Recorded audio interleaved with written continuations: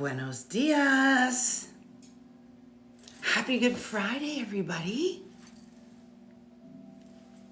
You are not buried. You are just being prepared, baby. I hope everybody has had a good morning so far. When you jump on, obviously, I would love it if you would say hello in the comments. How's it going? Happy Good Friday to everybody. Good morning. Are you crushing it this morning? Are you crushing it this morning? Good morning, Sarah. Thank you, sis, for being here this morning. I hope that everybody's having a good day. You guys, I'm losing my voice. I'm getting sick. Can you believe it? I can't even believe it. Good morning, Melly. Good morning, Joanne. Happy Good Friday. Listen, we had such an incredible call last night. Good morning, Alita. Good morning, Goddess. Good morning, Joy. Hello. Good morning, Ash. Thank you, everybody, for being here. Thank you to my moderators. I just am so grateful. Lord, just take care of these beautiful people on my team. Take care of these people who have stepped in to service. Take care of everybody who shows up every morning and joins me at 9:30 a.m. Eastern Standard and hangs out and talks about life and legacy and leadership and you, Lord. We are in Passion Week. We're in Holy Week. It's Good Friday. This whole weekend is about you. May we remember why we celebrate. May we remember why we have a long weekend. May we remember the real reason that we're here for this. Good morning, Yvonne. So, who is new in my community? Who here is new? Give me some hearts in the comments if you're new. The call was so good last night. Okay, I want to talk about the call last night because it's actually the basis, the foundation.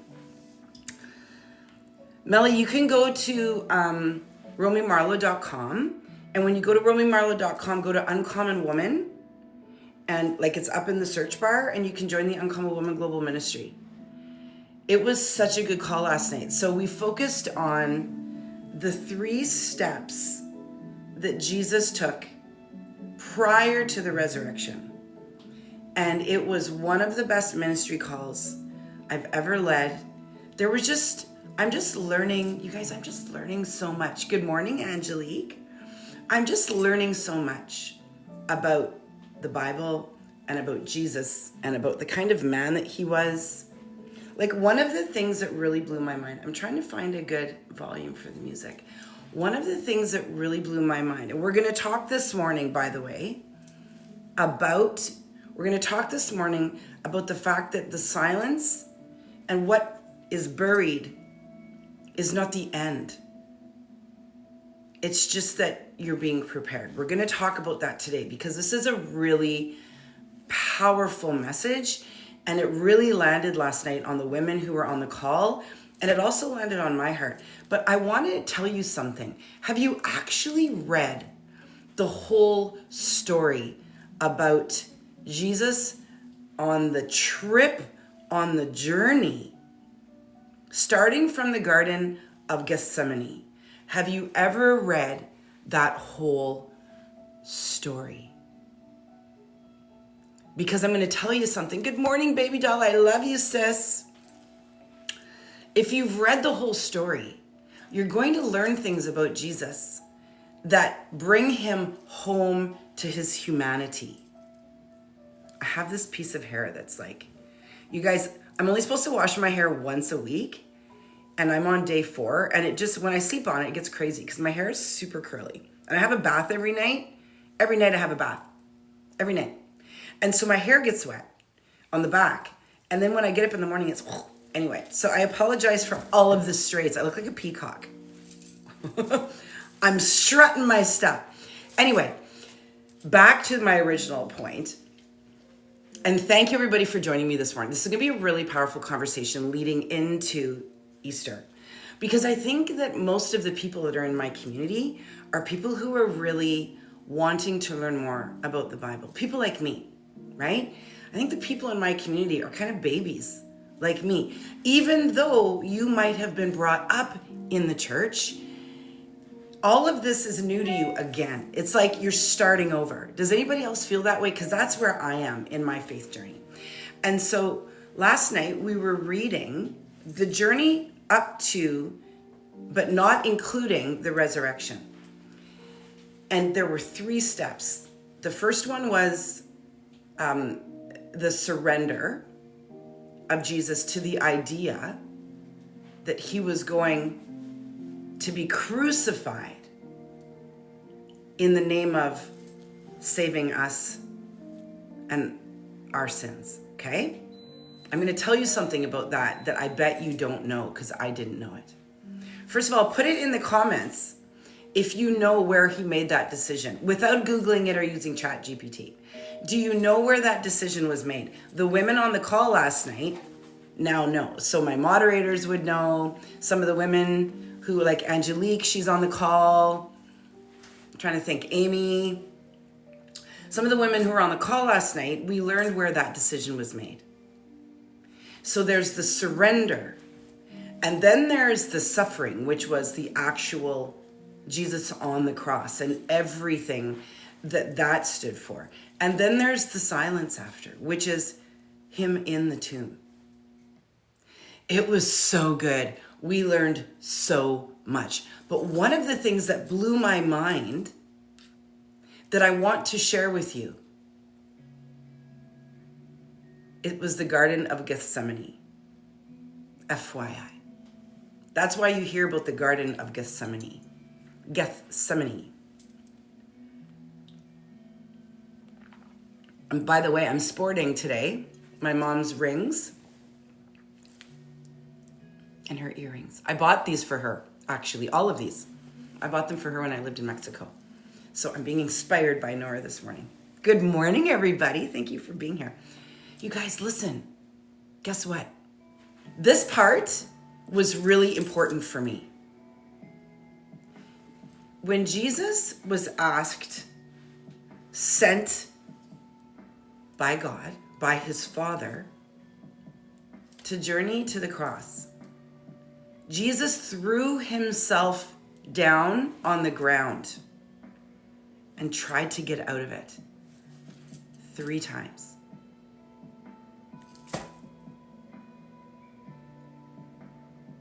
Can this cup pass from me? 3 times he went back, threw himself on the ground, and prayed, hoping that God would change his mind. And then he surrendered.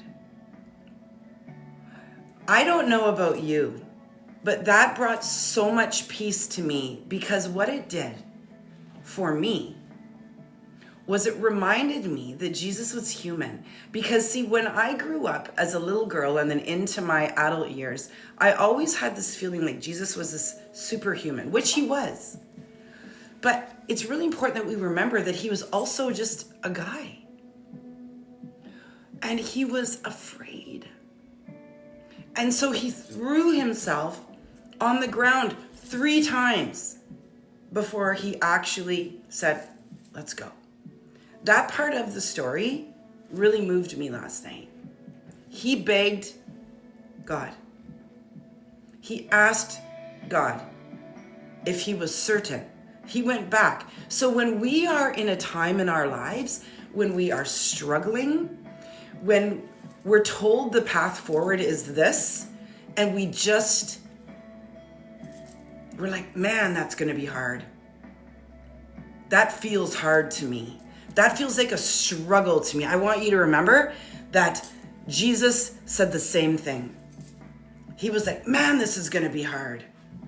He even went and tried to wake up his disciples because he needed some support in the decision, and they weren't supporting him. They were sleeping. He was all alone. He was afraid. Have you ever felt isolated in your fear?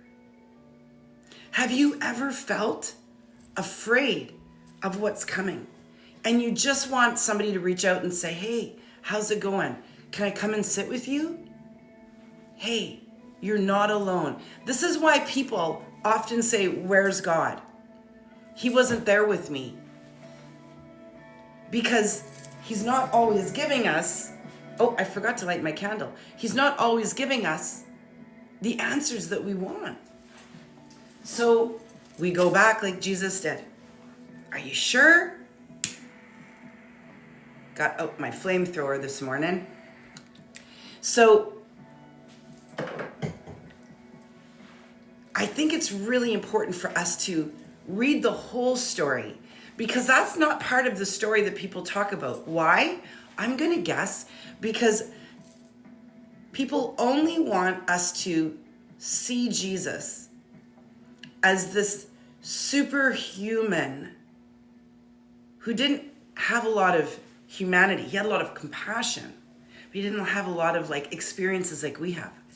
But see, for me, I found that comforting to know that I'm not the only one who goes back and says to God, are you sure? 3 times, maybe 4 or 5 times. I can tell you this much. When it came to this ministry, I went back so many times. I was like, are you sure?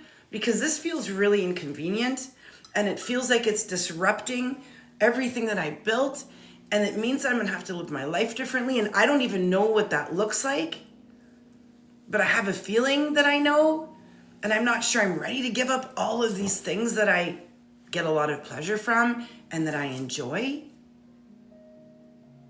Are you sure? I'm sure.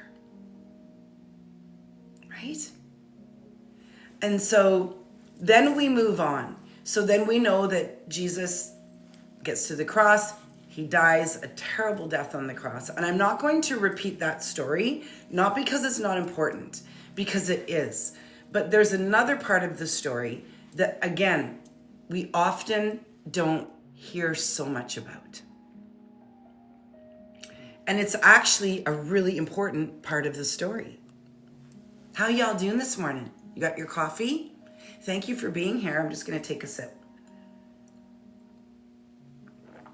And I wanted to bring this forward this morning because I think this is where so many of you are stuck.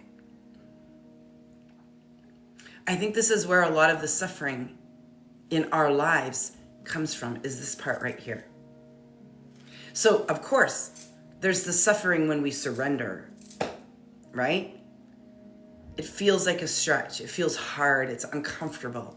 But then we kind of surrender and we're like, okay, I'm in it. This next part is something that a lot of my clients struggle with. It's the silence. So the 3 steps are the surrender, where Jesus surrendered, where we surrender and we say, okay, Jesus, okay. I'm going to leave the marriage. I'm really going to try to set down that addiction. I'm going to stop focusing on the past. I'm going to stop blaming everybody else for my life. I'm going to take responsibility. I'm going to follow the path. I'm going to quit the job. I'm going to leave the city. I'm going to get out and walk every day because I'm not healthy and I'm heavy and I know that my body is not supposed to be like this. This is not what you want for me. I'm going to forgive the person because you have forgiven me in the biggest way. So I'm going to forgive. Right?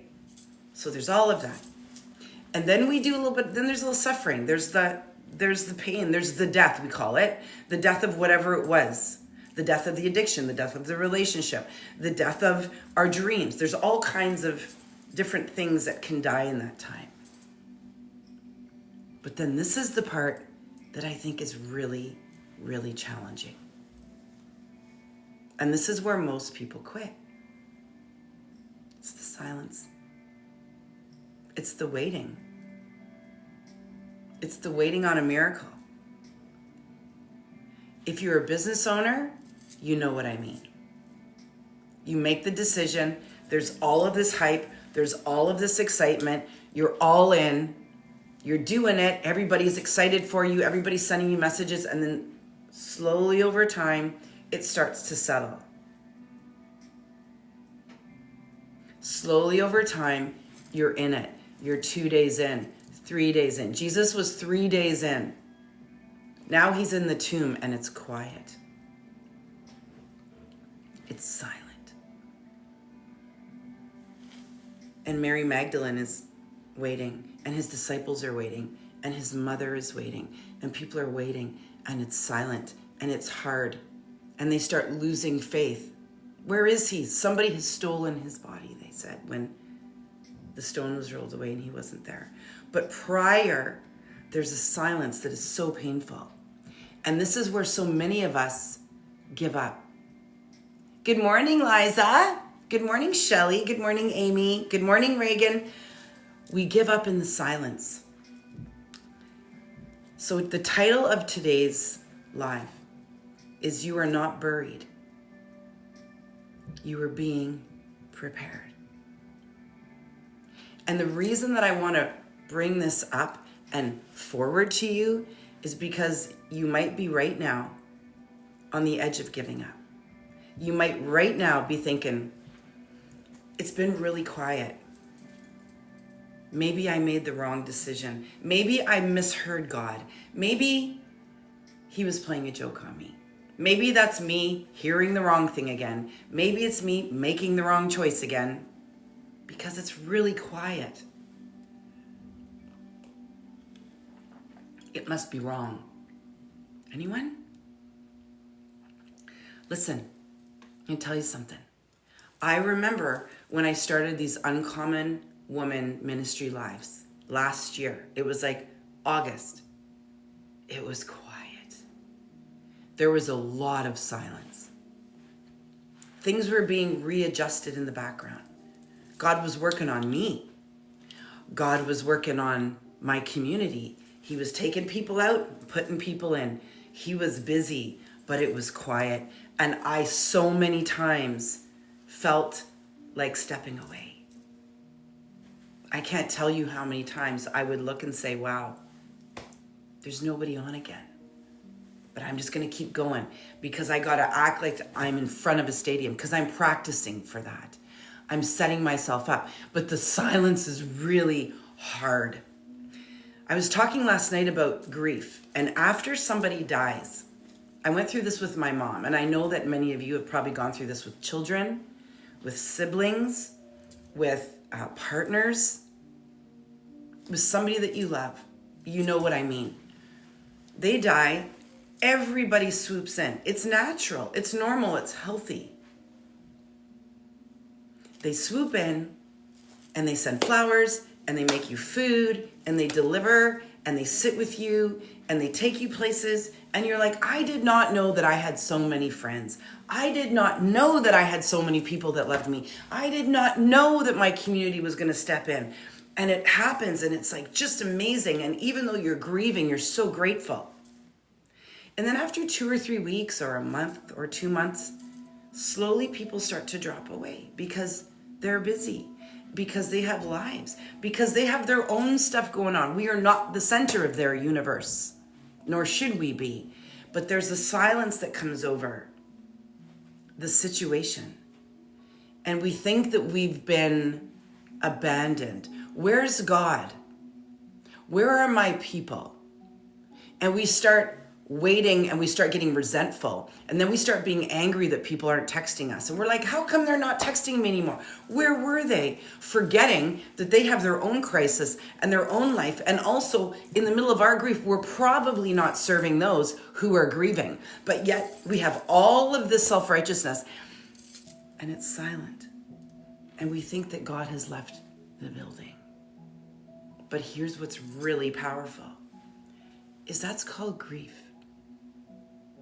That's called healing. Those times when we don't have distractions, those times when it's just us and God, You know how sacred that is? Do you know how beautiful that is? Do you know what a gift it is to be able to sit with God in our grief and say, this hurts, I'm hurting, and cry in his presence and ask him for love and support. Put everything into him. Build our relationship with him. So what's really amazing is when my mom died, I was surrounded by people. People came out of the woodwork. High school friends, we were playing pickleball. I was golfing. I was so surrounded. It was amazing. It really was. I'm so grateful. And my dad was surrounded, and my brothers were surrounded. We were all surrounded. And then, of course, naturally, things started to get quiet. And that is when I got close to Jesus. That's when it really started. I would go and sit at the church in the prayer tower, or I'd go and sit in the sanctuary at the church that I go to. Just being in the room makes me cry. Just being in that environment where I can feel God like he's in person with me made me cry. And I would sit there in silence. And those moments were some of the most powerful, most transformative moments of my spiritual journey. You are not buried. You are being prepared. You did not die with them. And I've talked a lot about this in a lot of different spaces recently. Stop saying that when they died, you died. No, that is not true. Maybe a part of you feels like it died. Maybe the physical relationship with that person died, but you did not die. And the thing is, when you say that, you know what it does? It separates you from the spiritual opportunity to be closer to them and to God. Because somebody who claims that they're dead is really claiming that their spirit is dead. Watch your words. Buried seasons feel like endings, but they are not final. Number one, you are interpreting the moment, not the full story. See, if we were to just take Jesus dying on the cross, we would say, man, that's horrifying. But there's a whole story around it. The thing that happened to you is terrible. It's painful. But there's a whole story around it. There's the blessing and the beauty that you had before. There's the love that you experienced. There's the shift that you had. And then there's you on the other side. There's you before and there's you after. There was Jesus before he was crucified, and there was Jesus after he was crucified. Right now, you're seeing one chapter and calling it the whole book. God is writing something bigger than what you can currently see. It's important for you to zoom out and see that there's more. You might be in a season of silence, but I'm going to tell you something. It's not even close to being over. So remember when I said that it was quiet? There were crickets sometimes when I would do my lives last year. I kept going. I stayed consistent. And I went from 2 days a week to 3 days a week. And now I'm doing 5 days a week. And my little community is growing. I wasn't on TikTok a month ago. I've gained like I doubled my followers on TikTok just because I've been going live. And that's exciting for me because what that means is that now there's a whole new world that's new, like a new community that I've never spoken into who's now saying, hey, wait a minute, maybe she has something to say. And if I help one person on TikTok, that's amazing. My Instagram has grown. My Facebook has grown. And I just keep going. To be honest with you, it doesn't matter. But what I'm trying to say is if I had stopped because there was nobody there on a Thursday, I wouldn't be here today. And all of you have people with you. So this is the important piece. Emotional endings are not always spiritual endings. See, what was happening with me is I was leaving the body. I was leaving the person, the identity that I was in. And I was shifting, and I actually needed the quiet. I needed the silence. I needed to find my ministry voice. Just because something feels over doesn't mean God has finished with it. We know that because there's lots of examples, but of course, this week is the best example, right? Jesus had a terrible, painful death. But he also said, there's more.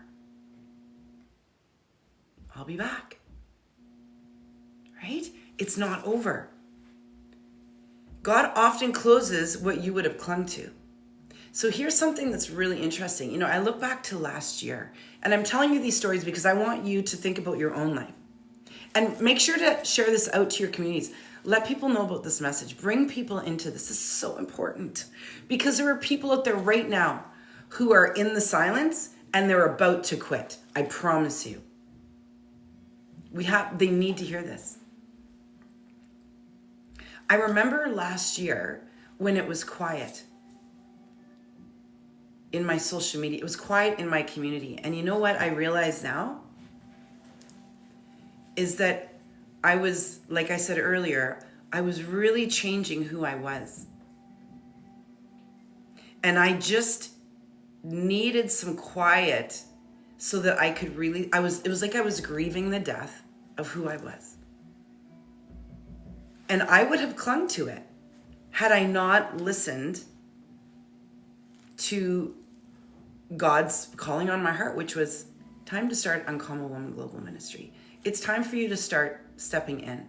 You've had lots of time. It's been 15 years. You've gone through this huge death, physical death, and spiritual awakening with the loss of your mom. A lot has come forward. People in your community need to hear what you've experienced, and they need to know that you at 56, 55, 54, 53, 65, 44, that you can change. You don't have to be perfect. You don't have to apologize to anybody. You don't have to explain yourself to anybody. It's okay to just go. I had to let go of who I was, and it took me some time to find it. I fell lots of times, and I got back up. But I feel like in January, when I was ordained, something shifted. And what shifted was that I felt ready. And so I had let go of the identity that I had, and I was ready to take on a new one. Just because it ended in your hands doesn't mean it ended in God's. So when we surrender, when we let go, write that down. It might have ended in my hands. I've surrendered it to God. But let me tell you, he's not done. Number 2, God does his deepest work in hidden places. He really does. Hidden seasons build integrity, not just visibility. So this is, again, something that I experienced last year. It got really quiet for a while. And something that I think people forget is that other people are watching. And so a lot of people knew that I was stepping into ministry, and a lot of people started kind of seeing what I was posting about and talking. But then also they watch. And you know what they do? They watch to see if you're going to keep going. They watch to see if you're actually going to follow through. They watch to see how long before you give up. So they get quiet. And they're like, I'm just going to lean back and not support her. I'm not going to say anything, because this is kind of how people think, right? Sad, but true. I'm just going to lean back. I'm not going to like anything. I'm not going to say anything. I'm just going to be back here. And I'm going to watch and witness and see how long it takes her to say, nobody's given me the accolades I'm looking for, so I'm out. So the thing is, you need to stay. If you don't have anything to prove to anybody, you're not doing it to prove it to anybody. You're doing it because it's the calling on your heart. I didn't understand the calling when it landed. I didn't. I was like, I'm not really sure who I'm supposed to be speaking to. I'm not really sure what I'm supposed to be doing. So I'm just going to put one foot in front of the other. And I'm going to start.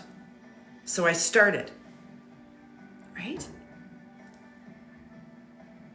You are being strengthened where no one can validate you.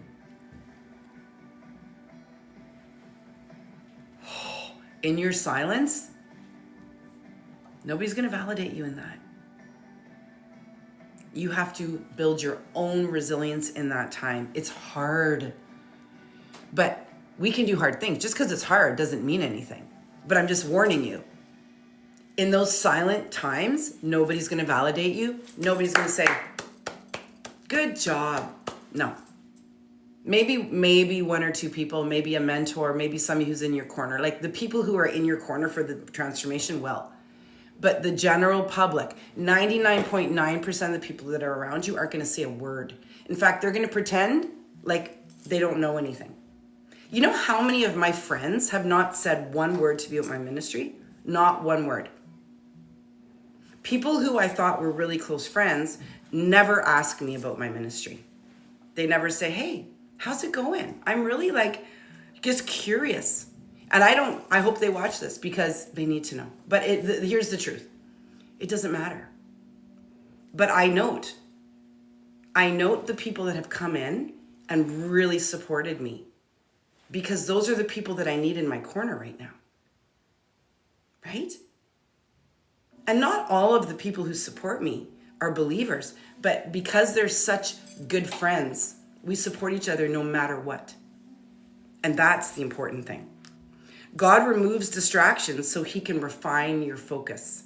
So sometimes when it's quiet and lonely and you're not getting text messages and you're not getting invitations and people aren't inviting you to do the things that they used to do, or you're not going for lunch with anybody, or all of a sudden you're like, I'm alone all the time.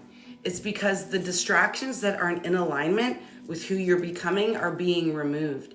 And sometimes it's quiet. I've gone through that. Oh, have I gone through that? One of my best friends is on the other side of the country. And she and I have often said, wow, this feels hard. Because both of us are going through big shifts in our lives. And we feel the silence. And we feel the pulling away. But we're strong. And we're both women who have gone through so much that we understand that it's part of the path. And so when you know it's part of the path, you might have some emotions that come up, but you right yourself really quick because you understand. God will hide you before he highlights you. Oh, come on. God will hide you before he highlights you. Do you know what that means? What that means is he's going to say, I love you, and I'm going to now remove you from all of the things that you used to be a part of. I'm now going to remove you, my sweet love, from those communities and those conversations that are toxic.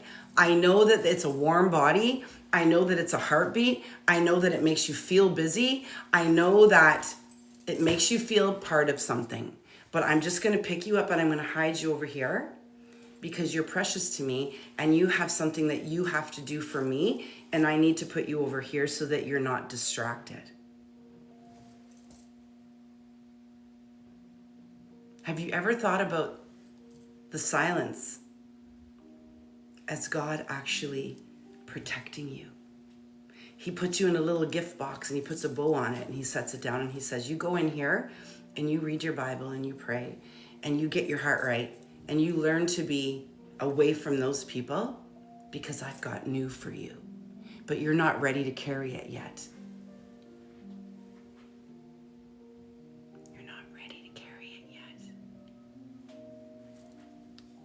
Stillness does not mean stagnation. So, of course, we're taking this back to Jesus in the tomb. It was still, it was silent, it was quiet. You guys, we know the story. There was stuff going on in the background. There's that hair again. I got a wild one here. Slowness is often strategic, not accidental, right? So if you're building a business right now, or if you're building a ministry or something right now and it's feeling slow, it's because you're building your muscles. It's because you're building skills. It's because you probably couldn't carry it if it grew too quickly. True story. I've been doing this ministry now for 6 months. It's about 3 to 4 hours a day.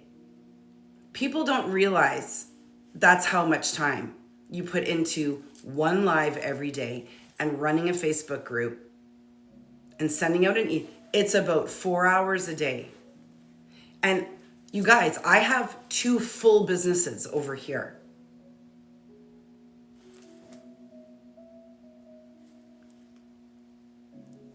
It had to be slow because I had to figure it out. It had to be slow because I had to find time. It had to be slow because I had to find my voice. It had to be slow because I had to find my people. Right? I had to learn this. This is a new skill for me. So what is it that you were working on that you want to move quicker than it's moving? And if it's not moving quickly, ask yourself if there's anything there. Maybe you're not quite ready for it to move fast. Like, just be honest. If I had 100 people drop into my DMs and say, I'm all in, would you be ready? Would you have the product? Would you have the service? Would you have the capacity to carry it? Would you have all of the things set up? Do you have your registration? Are you paying taxes? Do you have a team? Do you have time? Because if you're ready for that, then start praying for it. Lord, I'm ready. I've got it all set up. I've been in a silent stage, and now I'm ready. You were being recalibrated, not rejected. I was being recalibrated. Last year when it was quiet, I remember I would talk to my mentor. Some of you might know her, PK, and I would say, it's quiet. And she would say, baby, you're just rebuilding. I've been there. Just wait. You have no idea what God's got planned for you. She was right. And the thing was, I knew that. I knew better, but I had to say it anyway because it felt good. I'd be, ugh, right? I'm like, I want it now. I want it now. I want to do all the things now. And she would say, on God's timing. Right? Because I was building ministry, and this is why mentorship is so important. This is why getting into my Legacy Business Masterclass is so important. Because I needed to lean into somebody who had done it. I built brick and mortars. I built online coaching business, but incredibly successful executive leadership space. I've never built a ministry. And I would say to her, like, how quick does this thing, like, what should I expect? She's like, expect nothing. God's working on it. Get quiet. Pray. I'm like, this is not how I built my other businesses. She's like, this is nothing like your other businesses, baby. Like, it's just, you know? And so in my Legacy Business Masterclass, I'm going to help women build ministry. I'm going to help women build brick and mortar. I'm going to help women build whatever it is that they want to build because I've done it all now. And now I get it. And now I'm ready. Right? And I'm ready for more. I'm bringing on an awesome team now. I'm ready. I am so ready. But I've made space in my life for it. It took me, well, not 6 months. It's taken me a lifetime. But the last 6 to 7 months, I've really been focusing on my ministry. And you'll notice that. I'm here every day. I'm really communicative about it because I'm fresh in it, right? Just because it's not visible doesn't mean it's not valuable. Growth is happening beneath the surface. It makes me think of seeds, right? It makes me think of plants, coffee, flowers, vegetables, fruit. Let's talk about that for a minute. So we buy a seed and we put it in the soil. We cover it up, we nurture it. We put it in the right place, make sure there's the sun, make sure it's got the shade. We read all the directions, cover it with soil, put some water on it, and we let it sit in silence. We don't go back every day and dig it up, hold it, look at it, put it back down, cover it up, move it around, go back the next day, dig it up. It sits in silence. But we all know. Did you guys ever do those science experiments when you were in public school where you would put a bean seed in a jar and you would put wet paper towel around it and you would watch it grow? You would see little things come out and you would document it and you would put it in and you'd have to draw pictures of it. And then a week would go by and all of a sudden, so that was so powerful because we actually got to see what was happening beneath the surface. And I remember that was transformational for me because I thought, wow, all that stuff's happening underground? You mean things are happening down there? It's like when you go scuba diving. Anybody here been scuba diving? I went scuba diving in a cenote in Mexico. And I remember going down there and thinking, there's a whole world down here that I don't know anything about, because below the surface, there's all kinds of life. There's all kinds of beauty. There were fish and there were turtles and there was a whole world down there, but because I didn't see it, and it was really, really, really quiet. If you've been scuba diving, you know what I'm talking about. And I just remember going through there and going, wow.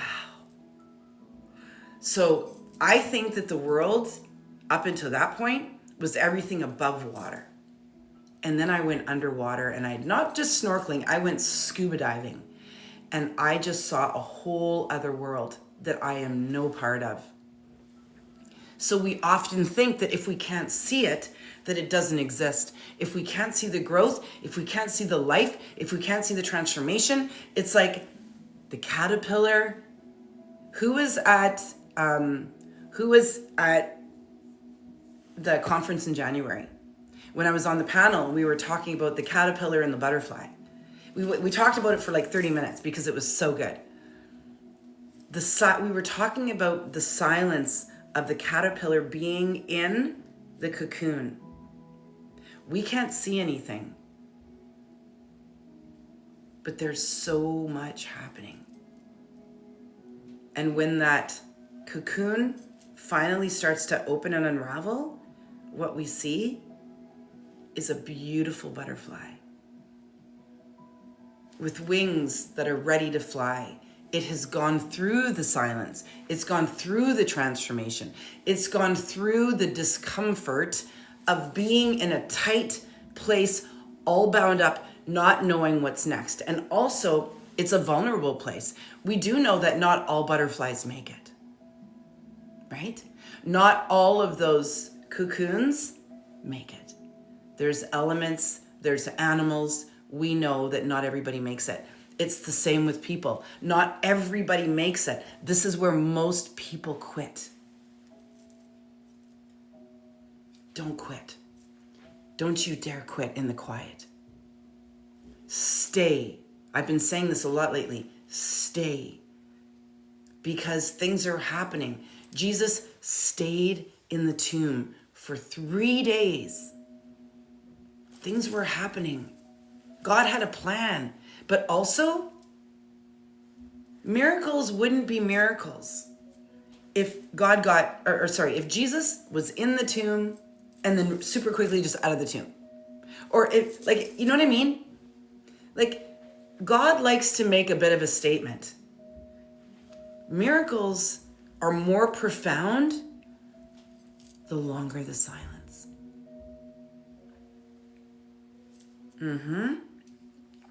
The process builds resilience.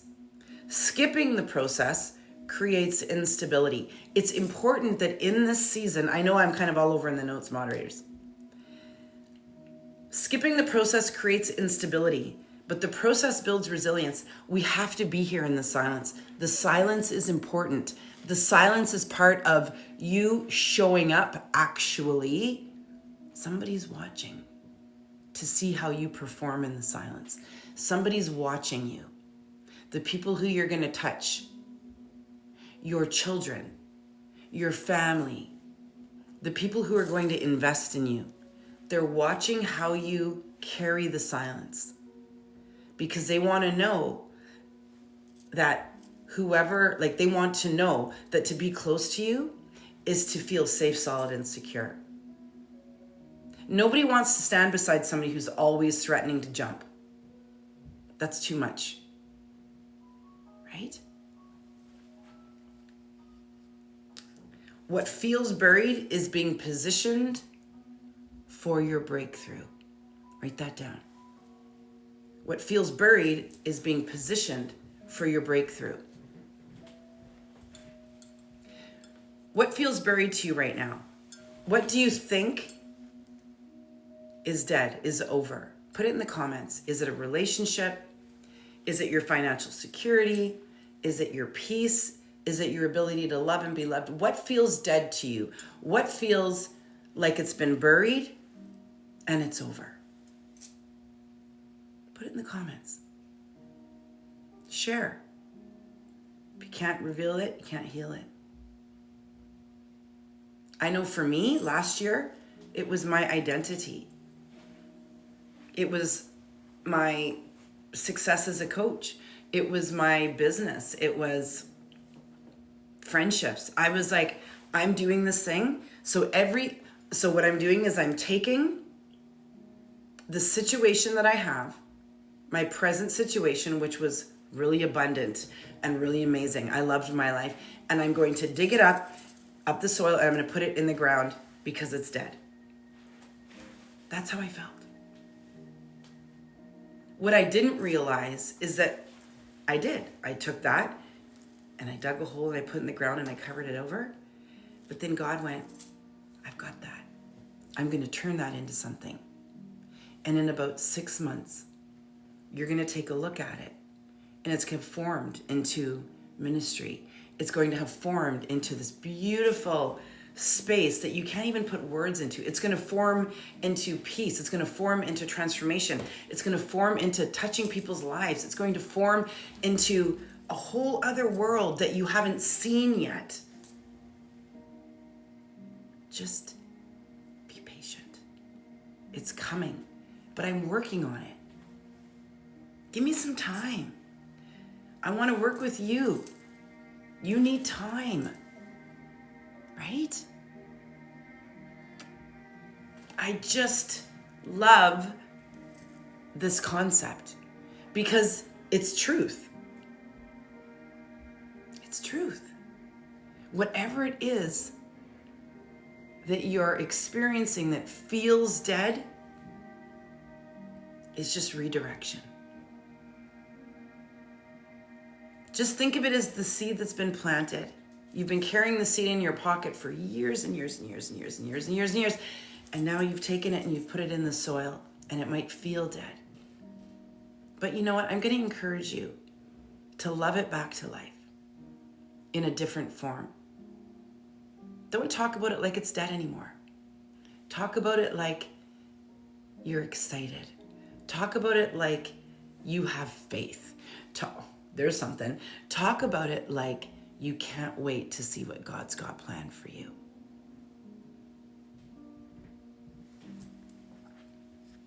The tomb was a setup, not a setback. Jesus entered that tomb. They rolled a stone in front of it and then they sealed it because the powers that be wanted to make sure that nobody stole his body and said that he got up and walked out. Didn't matter. You can't trick God. Everything about that moment looked like defeat, but it was divine positioning. God doesn't mess around. He does not lie. Jesus was in that tomb for 3 days. People started to give up hope. But see, when we're about to give up hope and then we see a miracle, our faith deepens. There was a plan. There was a story that was going to run beyond the ages. There was a story that was being created. Do you not think that God knew that this was going to be the most told story in the history of mankind? He had to make it a good one. Your story is being written. If everything went as you wanted, you know what? Your story would probably be kind of boring, because it would be like, yeah, this happened, and then the next day she fell in love, and that was it. She got divorced, but then she met another guy when she was out for dinner, and then that was it. They got married, and that's it. Nobody's going to read that story. People want to know. People want to know the dirty details. People want to see what it's like to fall and get back up again. People want miracles. We're hungry for good news. It's our human nature. And God knew that about us, and so he wrote a really good story. He gave us a story that made us go, what? Like, just when we thought it got bad, it got worse. Right? First, we have Jesus throwing himself down on the ground, pleading with God. That hurts my heart. He was such a good man. He had done good all his life. He'd been performing miracles for like 3 years, bringing people back to life, saving other people's children. Broke my heart to read that. And then he has to drag the cross, and he's get a crown of thorns, and then he gets nailed. Like, can it get any worse? Really? And then he gets locked in a tomb. His people betray him. High priests were hurling insults at him. Like, does it get any worse? But then he rose up. And then he started performing even more miracles. And then he's lifted into the heavens. The fact that he got up and walked out and then said to Mary when she was looking for him, certain that he was stolen, Mary, and she turned around and there he was. Imagine you've given up. You've buried the seed. It's dead. It's gone. You're certain that the worst has happened. And then you turn around and there he is. Come on. It doesn't get better than that. So it goes from the worst possible scenario to the best possible scenario. All for us. Glory. It's amazing. God is aligning things that you cannot control. See, here's the other thing.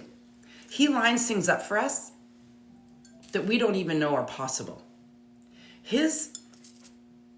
Because if a human had written that story, like if that was a human story, none of those things would have happened, because it's too much. It's too big. It's too everything. The miracle that is in the ground, that is being created, that is being born for you, is way bigger and so much better than you could even imagine. Believe me when I tell you. So what I'm telling you right now is that there are things that he's aligning you for that you can't control because you couldn't control it.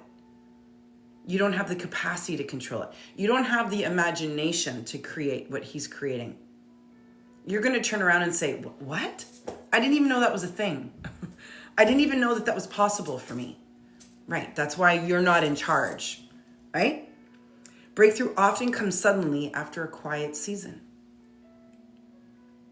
Have you ever been sitting on a couch or driving your car and you're in a quiet season and you've just kind of like, you're not even thinking about it because it's just the way it's been. You're like, this is it. Like, this is it. It's over. And then there's a breakthrough. Somebody calls you. You get an email. You have an opportunity. And you're like, what? I can't even believe it. It's because you stayed the course. You didn't jump. You didn't exit. You stayed. Your faith might have been a little sketchy, but you stayed. Listen, if you feel buried, do not panic.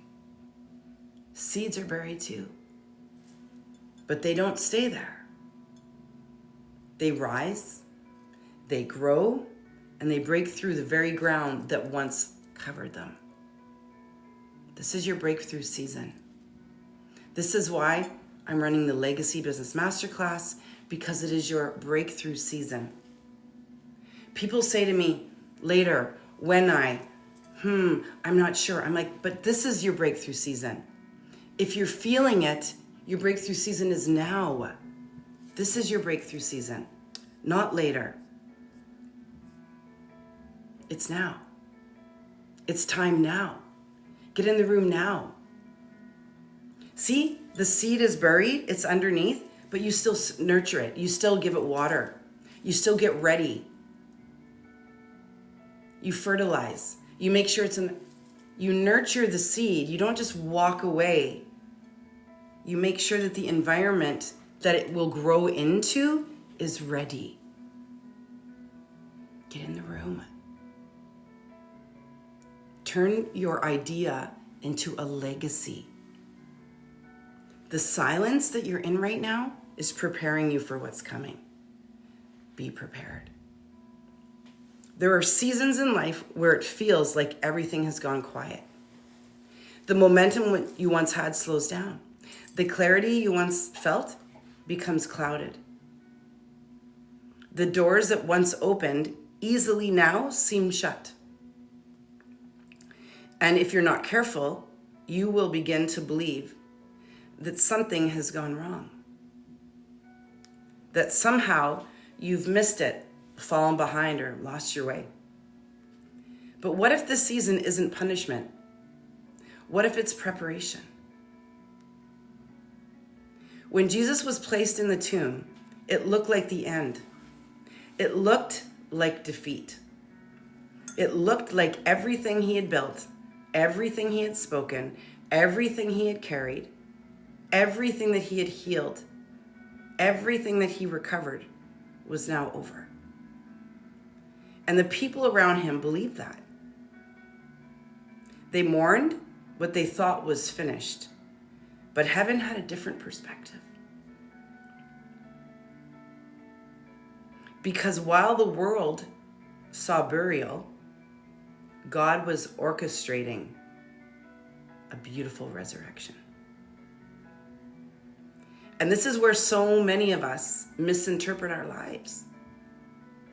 You think you've been buried, when in reality, you've been planted. You think something has died, when in reality, something is being developed. You with me? You think you've been hidden, when in reality, you are being prepared for a level of impact that requires depth, strength, and transformation. Preparation is not glamorous. It's quiet. Oh yeah, it is stretching. It is often lonely. It will ask you to trust God when you haven't got any evidence. It will require you stay when you would rather run, and believe when you would rather doubt. But this is the space where God builds substance within you, where your character is refined, your voice is strengthened, and your foundation is secured. So, if you are in a season that feels like a tomb, do not panic. Do not assume it's over. Because the same God who allowed the stone to be rolled in front is the same God who will roll it away.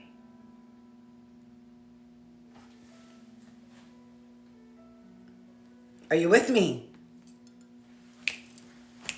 How you feeling? You guys, we've got this. It's all good. It's all happening. He rises. We rise. It's not over. It's just being overturned. Everything is shifting. Be patient. Watch it bloom. and just wait. It's such a miracle. This was part of the Uncommon Woman Global Ministry message last night, but I've expanded on it. This was step 3. So get yourself to church this weekend.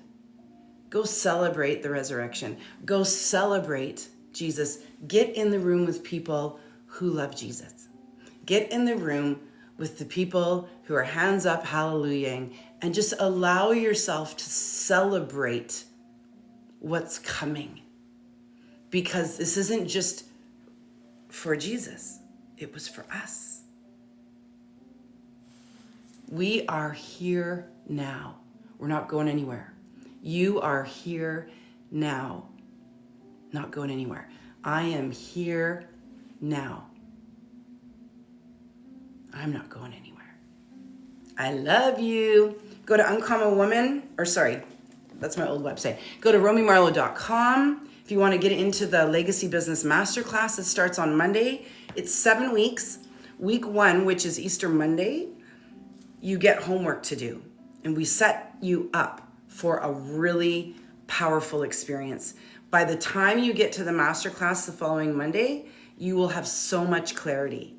And then we spend 6 weeks rebuilding or building, depending on where you are, your legacy business.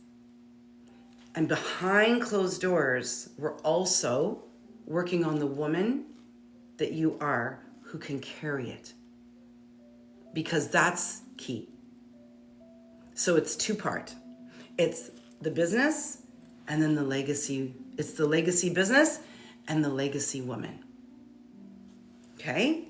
It's so powerful. I'm so excited about it. I haven't run a masterclass in a long time. So I'm so excited about this group. I'm so excited about watching their businesses blow up.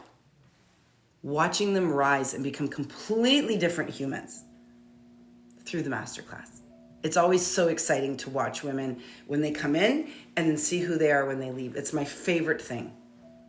Because you can't help but get in the room with me and transform. It's just the way it is. I love you. I honor you. Stay uncommon. Have an incredible, incredible day. God bless. Thank you to my Uncommon moderators, my Uncommon hosts who always do such a beautiful job. I love you guys so much. And thank you to all my TikTok people. Thank you to my Instagram people. Thank you to my Facebook people. I love you. And if you can't get into those things right now, just join my free Facebook group. It's a great place to hang out. But I really encourage you to get into my paid spaces. There's a little bit more going on there. Yeah. Okay. Gotta run. Have a great day. Love you. Bye. Bye, TikTok.